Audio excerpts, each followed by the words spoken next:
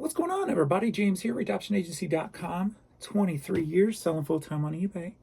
And look, a different angle. Well, I didn't have nothing to ship out this morning. Another overnight shutdown. So, yeah, we'll just do an update now. And kind of a topic I've been kind of just surfing YouTube this morning, and I see so many different theories on bottom line is how to build your business. And everybody seems to think that they're correct. So I want to go over just a few of the different things I saw this morning and just talk about them. But first, let's get into what happened yesterday on eBay. So eBay yesterday was a complete train wreck again for me today, or yesterday, sorry. Was down, probably it's my lowest day on the media store in the last 31 days.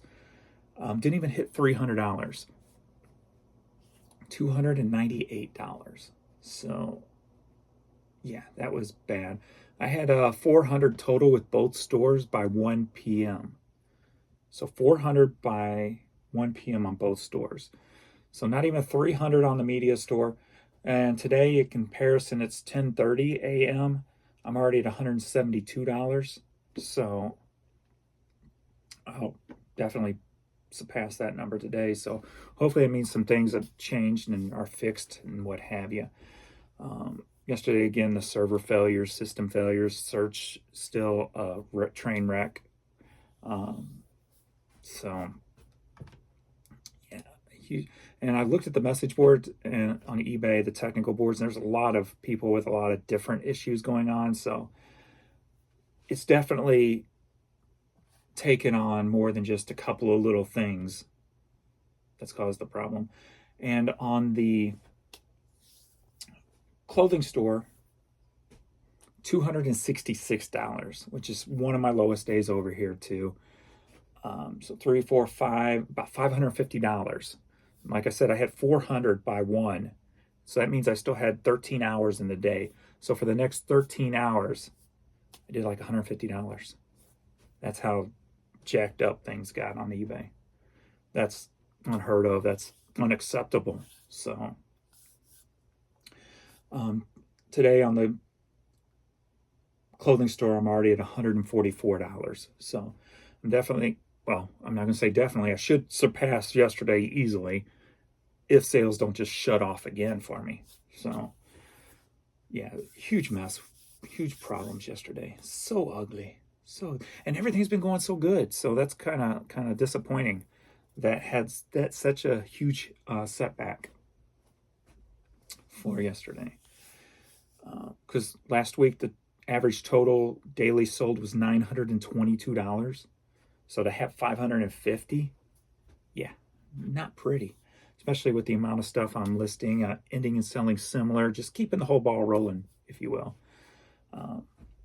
Today we're going into picture taking form with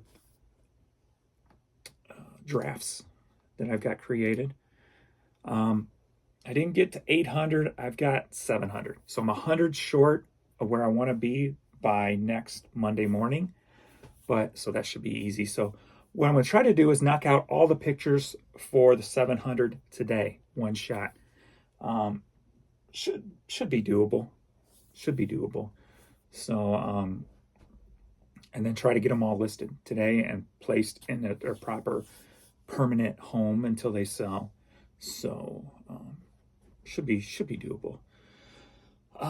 And then that means I'll be a day early. So then tomorrow I can knock out those 100 items real quick. And then I'll have my quota for the week. And then everything else is just bonus on top of that. So that's the plan. That's the plan, man. All right. So I was jumping around YouTube today going, I'm looking for ideas, right? I'm looking for something that might catch other people's attention or do something a little differently, whatever the case may be. Have context for a video. And then I thought, okay, well, I'm going to do a video at some point today, so let's use this as a topic, and that's how all these different people come up with all these different ways to resell, if you will. I saw one, forget the person's name. They talk like they know a lot of stuff, and when they talk, you can tell that they don't. They like to make themselves sound better than they actually are, just because they're tripping over their words or they're contradicting themselves. But he went on and tried to say things like, you're not a reseller if you're selling multiples of things, you're a distributor. But the problem was, the first problem he pointed out was, the biggest reseller on YouTube, which is a media seller, because they sold 500 of one item, he called them a distributor. And that, in my eyes, is wrong, because the business plan is selling to actual resellers, or customers, the end product. The difference between a reseller and a distributor is resellers just selling. Most of the stuff is going to the end home, whereas a distributor are selling in bulk to resellers, if you will. So I pointed out this media store as a distributor, which I disagree with, because they're just moving a lot of product to the end home. There's no resellers going in there buying that stuff from them for bulk and expecting to resell it, because there's no money into it. And you have to know what you're talking about, and not just the topic, but you've got to know the details about the subject that's being sold here. So media, when you're selling it, there's no resale value in buying from that company. So they're not a distributor, they're just a business. And that's why people get mixed up a lot between a reseller and a business, because they are a business. Their business is reselling media. It's selling media items. Reselling is the act of buying something to resell, to send to just to sell, pretty much. That's basic math there. And that's what they're doing. Where a distributor, they are, they're buying merchandise, but their premise is not necessarily the end home. It can be, but not necessarily. And they sell in bulk at a lower price in order for somebody to come in, buy it from them, and make money off of it. So when I say this person who makes the videos doesn't know everything that they think they know, that's one of the reasons right there. But there's plenty of more. When you watch a whole video, you can pick out a bunch of little things, and I'm sure there's things I'm even missing that I'm not even aware of, because we all don't know everything. So, and I will not be one who acts like I do. That's just not good business when it comes to authenticating, being authentic. Sure, it may help in some area, like grow your YouTube channel, but people who's got a base knowledge of what is being spoken about, they can smell fake or holes and things like that going on. And then I just happened across this other one here that says, an unspoken superpower that sets the successful part-time eBay sellers apart from the pretenders is the ability to say no to excessively purchasing inventory. Okay, so he did say, or she, I think it's a he, part-time here. So remember that word too. So this doesn't really, it's just kind of giving, basically this is just giving like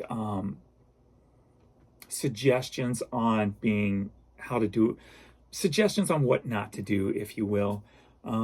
This person says, I have a few rules when it comes to sourcing stock. And being part-time, there's probably something to this, right? The 48-hour rule, if I can't list it all within 48 hours, I've bought way too much. Number 2 is I say no to sourcing again until I've drafted my previous haul. This is just basically having, being accountable for what you're doing. I say no to sourcing. I already read that one. If it doesn't sell for at least $20, I don't buy it. Next is I track all my purchases to know what my profit loss is. And you should always do that no matter what. Know what's coming in, know what's going out. You don't have to necessarily break everything down, but if you just keep a general rule as the money that's going out and the money that's going in, that's going to give you your bottom line total of where you stand. Plain and simple as that. Just like I said, I do every day. I've got my list. eBay store 1, eBay store 2. What money went into my account from store 1 yesterday? What money went into my account from store 2 yesterday? Third one is YouTube revenue. The money I made on YouTube yesterday that will be going into the account that goes in once a month. Then I got PayPal on here, but very little. I don't use PayPal for much anymore anyway. Every once in a while. The only things that go into PayPal would be like the, what do you call them? The affiliate links down below here. And then if something sells on TrueGather. And then I got my negatives that come out. Pirate Ship. I don't have to worry about eBay fees and stuff because that's included already. That's why I only take the money that goes into the actual account, not what eBay says was made, because then you're doing all the math and everything. So if you just take the actual factual money that's being put into your account, it's a lot simpler and a lot less messy. First Community, which is my checking account for the business, and my Capital on Tap card, which is my business credit card. So every day I go into each one of these and I write down the negatives that were spent that day or that came out for that day. And then I keep a total and then a running total. And I do this for not just a month, it's an ongoing thing for the whole year. Where like right now for the year as a whole, I'm up about $1,100.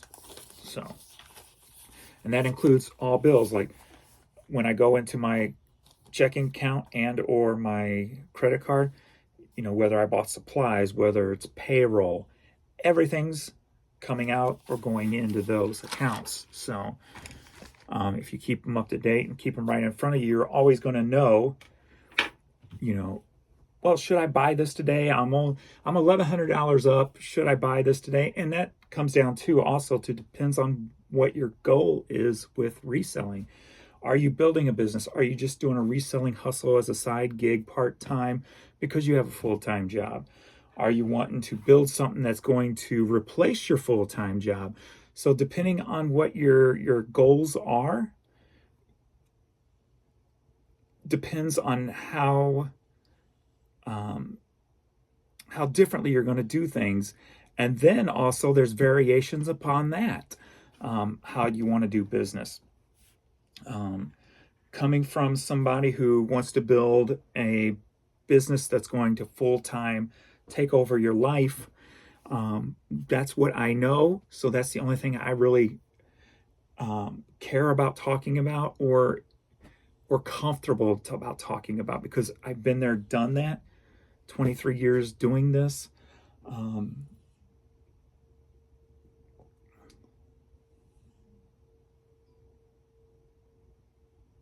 What is that noise? So there's just a lot of different variations and way of doing things, whether that's the type of stuff you buy, what you're trying to build toward. Are you trying to build something that's just a quick turnaround on a daily basis?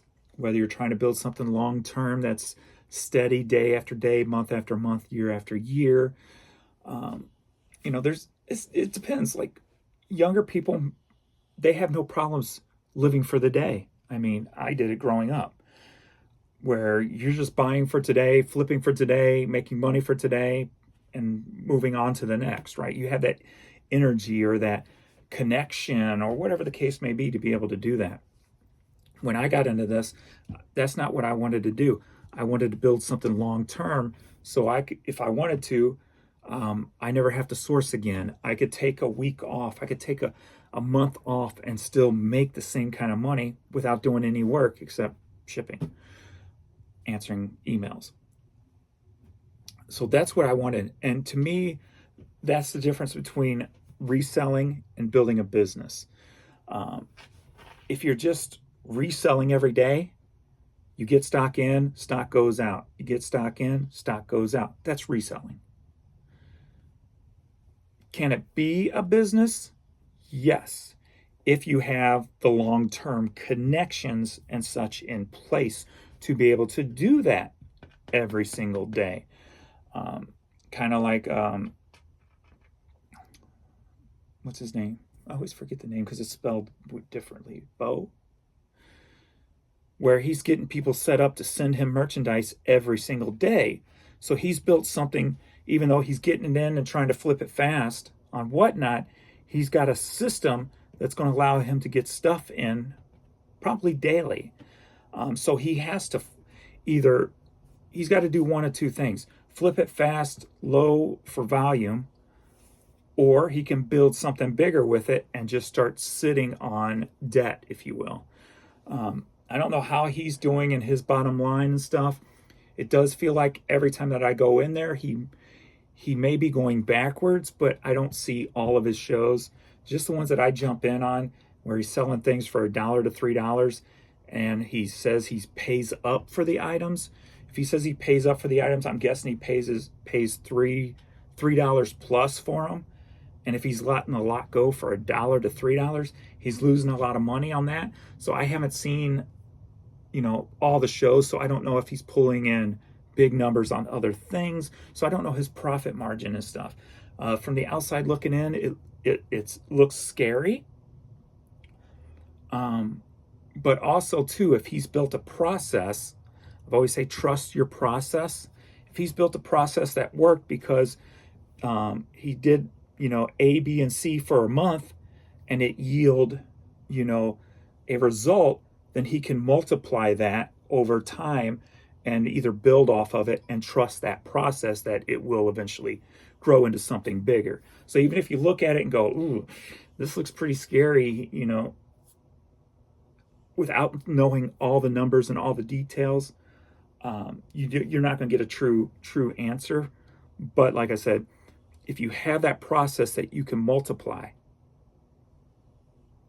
and you create that, you got to stick with it. You just got to trust it. It's going to work because numbers aren't going to lie. And you'll be able, if you can time, 2 times it, 3 times it, 4 times it, then it's just going to keep growing over time. And everybody don't start out with a home run, right? You got to start out trying things, doing things, creating a process, creating something that hopefully will work. And then of course, tweak it as you need to be as you go along. Whether that's, in that case, you might say the tweaks could be like, well, this brand I've only been selling this brand on Whatnot. It ain't going over $3, so I'm done paying $3 for this brand. And you take that one off the list. So, there's always tweaks within it too, but it's all about making sure you're doing that process and keeping an eye on it daily and trusting that it's going to work and tweak it where it needs to be. And then you have like the way that I've done it. I accumulated a lot of debt, knowing I was accumulating a lot of product, knowing that I would eventually be able to pay off that debt because I had so much product, and that I would be able to develop a system over time to be more efficient with listing, to be, more efficient with shipping, and to be able to move more product than, I could 15 years ago, if you will. So I bet on myself. I created a process. I trusted that process.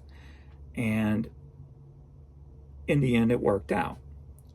The beauty of today, I don't have to buy. I don't have to buy for the rest of probably my life. I've got that much stuff. I wouldn't say that. Well, it depends on how long I live. If I live another 30 years, probably not. But I better live another 30 years, damn it.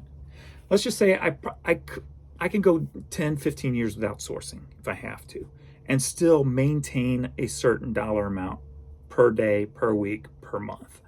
That's what I built with no debt to it. So it's all paid off except for the couple of storage lockers that I'm paying on.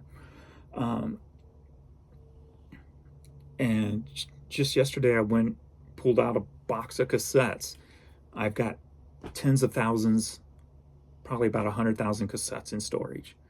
One of them I pulled out yesterday. The last three sold for $77, $89, and $99. So I'm putting up mine for $99. So that'll be one of the items going up today. So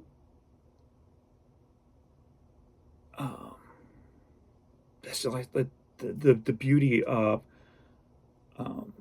creating something, trusting the process, and following through with it, and making sure that there's been a lot. And when I say come to tweaking things, there's been a lot of times in the past 23 years where a huge lot of something may have fell in my lap, and I passed on it just because I had so much, and my numbers may not have been perfectly my debt's still $150,000, and it's more of a process of elimination. Like, I don't really need that. I don't think in long terms that it's going to be beneficial, so I'll pass on it. So when you come about tweaking the process, that making decisions that's going to enhance the long run benefit / jeopardy of what you're doing. So, but yeah, I mean, these are some good rules if you're just doing it part-time. If you're doing it part-time, you got to be a lot more savvy. You got to be a lot more smart about what you're doing. It's very easy to buy too much because that's the most fun part of the job.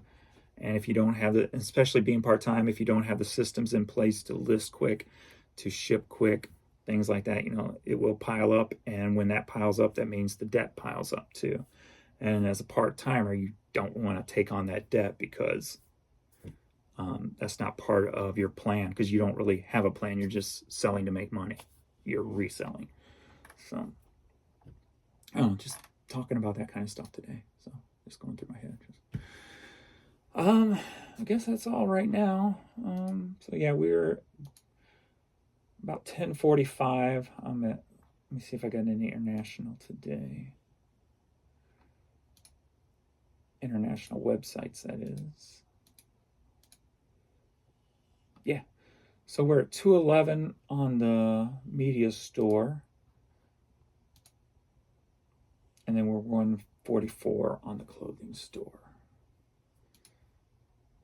So 350 by before 11 o'clock. So that's good. Like I said, yesterday I had 400 by 1, and then it shut off. So be curious to see what will happen today. Hopefully it won't shut off. And that yesterday was the first shut off day in a very long time. The last 3 weeks have been pretty strong. So last 4 weeks have been pretty strong. So yesterday was the first anomaly, if you will, like such a huge contrast to the way things have been. So definitely a lot of problems in the air on eBay.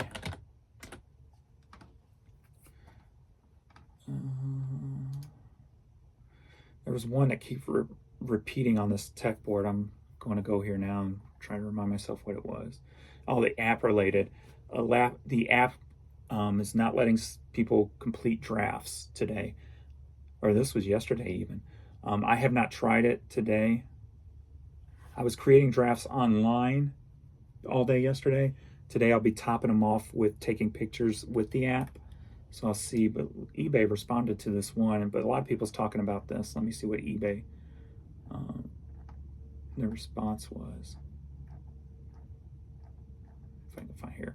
Good morning all. This is currently an alert 15875 related to the issue. This will be added to the tech board.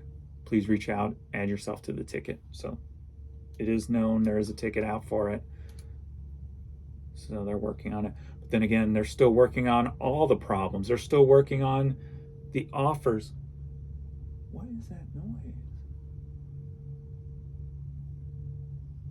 not the train. There's like a ooh, it's been going on for, yes, there's something going on, maybe some work somehow, somewhere. But I mean, they're still working on offers. Offers still just after so many months are still not working properly. That was part of the problem this past weekend, because I couldn't send offers. It kept airing out. App keeps saying switch to web browser. That's today. So hopefully I don't have any problems, because I got 700 items to take pictures of and get listed today. So I'm hopefully not going to run into any problems. But then again, if I do, then I'll just come back to the desktop and just start making more drafts until they get it fixed, and just pile it up for next week's thing and just stay ahead of the game, if you will. So always keep moving forward. Technical issues. When I go to relist an item on the web browser or on the phone, it tells me to go to the web browser. So can't revise listings in the app. App is messed up when trying to list. So yeah, app looks like it's totally screwed today. So I'm curious to see how it's going to work for me. Bummer, because I'm in a picture-taking mood. Some days I'm in a detail mood. Some days I just want to just veg out mentally and just take pictures. Today is that day. So hopefully I'm able to do that. We'll see. All right. Well, I am back to work. I think that's everything here. So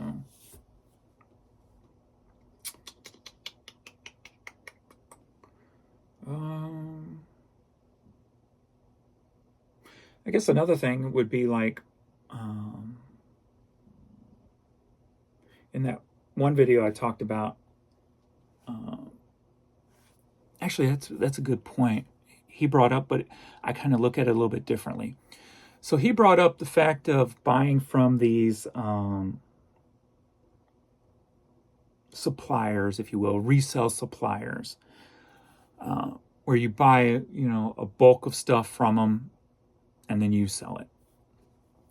And he started breaking down this one. It's called reseller or something. I don't remember what it was. But he looked at it all differently than I was looking at it. So I'm looking at this, and what I see that I don't think he saw was, this is a company that he kept saying they're not, what did he say? They're not resellers because they're selling bulk items to resellers, right? But yet they have a whole front end set up for reselling. So what this company does is the stuff they get in, they basically cherry pick it. And then the stuff that's not worth a certain value, they throw it in these lots and then sell that lot to people who want to buy it to resell. So they may have like a $20 rule, where if it's under $20, it goes into this box. We sell it for $1, $2 a piece or whatever. Then the reseller, somebody else can come in and buy it and sell it for $10, which I've always viewed those companies like that as don't touch them, because first off, they're being cherry picked, right? So all the good stuff's getting taken out. So, when I source, I like having stuff raw, if you will. The upside to that is you could find one item, two items, 3, 4, 5, maybe sometimes, if the overall package is not that great. That will just pay for everything, because that's the way you want to buy. You don't want to buy these from these companies where everything's been cherry picked.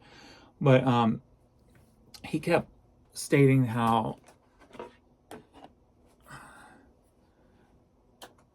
that their company is not a reselling company because they have all this product that has multiples, if you will.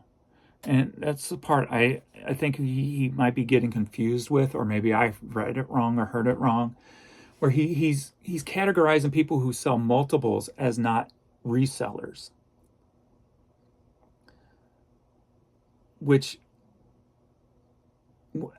I don't know if I heard it wrong or he just got it wrong, but that just makes no sense to me, because that's a reseller, or a reselling business's dream, is finding those items that you can list 100 of with one listing. Those are like the bonuses. So this company had a lot of back end stuff where, they had multiple pieces of things that they were selling on the resale side of it. And then their back end of it, he called it their way out for selling bulk. But I looked at it as their bulk was, depending on what their numbers are, is probably their foundation item. As you've heard me talk about before, is if you want to become turn a reselling into a reselling business, you've got to have those foundation items that bring in a certain amount of money every single day, all day, every day, all month long. You find those items, you build your business on those items. So then everything else, whether it's hit and miss, whatever the case may be, it doesn't matter. It's bonuses. That's the way I look at it, little bonuses here and there. For me, it's the CDs. It's basically all media because I can put it up quick, and hats because I can put them up quick. Those are my foundation items. They bring in almost the exact same amount of money every single week. I know I can rely on them. And then everything else I do on top of that is just building the business. So for me, that company, the bulk selling of it was probably their foundation. They probably are going to get the same amount of sales from that consistently, as opposed to, the front end of the reselling part of their business. I think a lot of people just don't have this stigma in their head where they can't see reselling as a business. Excuse me. And I mean, it's kind of weird to still have people like that in 2025, because I experienced that the first 10, 12 years of doing this, when I said I'm building a business on eBay, and everybody just looked at it and go, thought I was crazy. You can't build a business on eBay. You just sell stuff there. And it's weird in 2025 to still have people who think that way. When there are so many success stories out there of people who live off of selling on eBay. When you live off selling on eBay, it's a business. It's a business, no matter which way you look at it. Now, how chaotic and or stable that business is, well, that depends on the actions that you follow when the details of your business plan, if you will.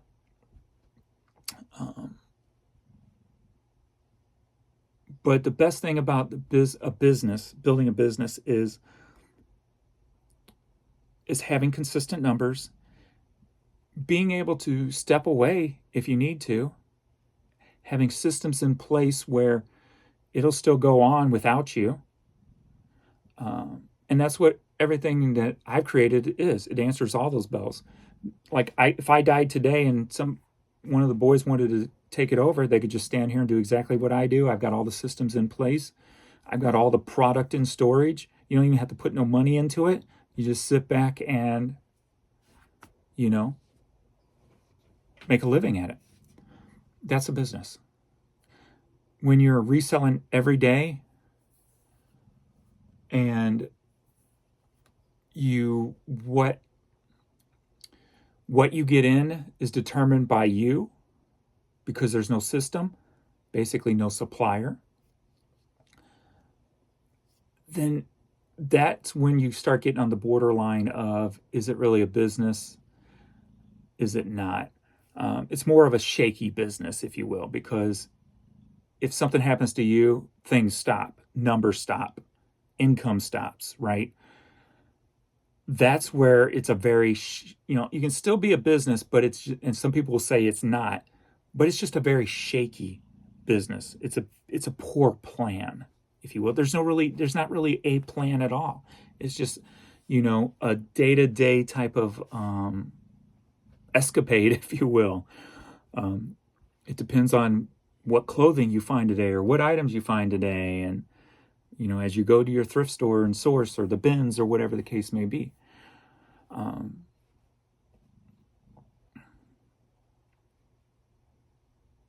So yeah, but like I said, there's more than one way to skin that cat. Like I said, he's got the thing where he has people just mailing him stuff now. And then you had me, who's just built it up over years and years and years, taking on that debt, knowing that it would eventually catch up and, here's the debt, here's the sales and the progress, and knowing that over time, your sales and that passes the debt and the debt is gone, type of thing. So that was a long-term, goal. It was a long-term plan, if you will. And starting to pay off bigger and bigger the deeper I get into storage. So,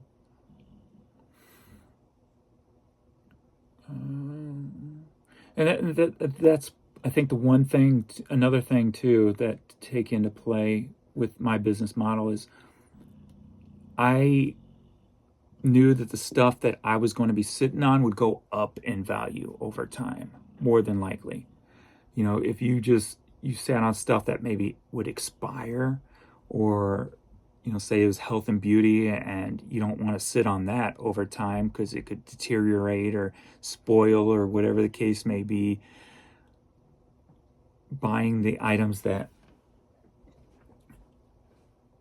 would eventually could even elevate at a later date as opposed to when you bought it. So, I used to be heavy on clearance buyouts and stuff like that. So when it comes to, I remember I'd go to Big Lots at times and buy out a bunch of different things, sit on them for a couple of years and flip them later and make money off of them. So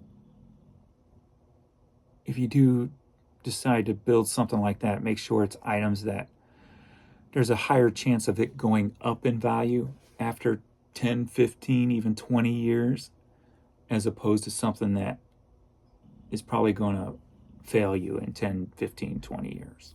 So, all right. I think that's all for me. All right. I am done.